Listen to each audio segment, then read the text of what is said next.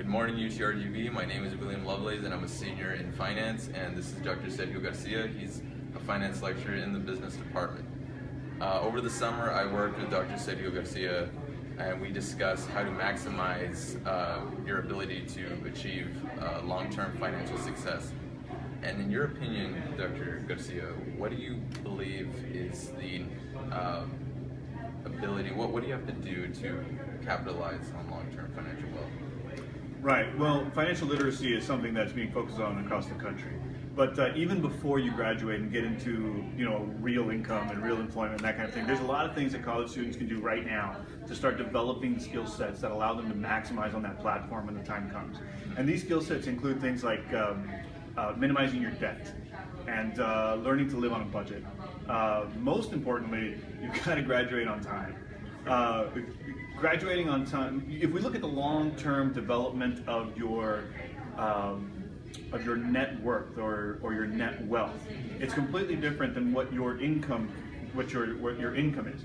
And so we should look at college as a tool to develop income, and then from that income you can create savings and other business opportunities or other investment opportunities that allow you to develop wealth over a long term.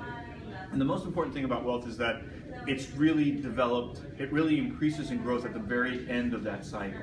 And so the longer you stay in school, the later you graduate, the longer period of time, smaller period of time you have before to allow that money to really grow into a nice big pot. So what about the detractors? What's keeping students from long-term financial success?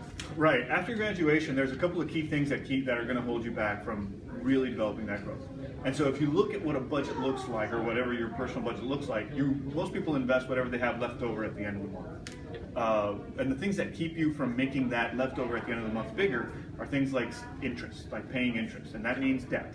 We're currently in the middle of a huge national debate on student debt, and so making an effort now to minimize that as much as possible, taking out only what you need to graduate, or figuring out a way to pay for your school by working through or something else, will really get you the ability to have more money to invest and make that money grow. And the same goes for buying fancy cars or the new Apple Watch or whatever it is that you're thinking about doing now. The more you're able to work inside of a budget and the less debt you have, the quicker you're going to be able to make that money grow.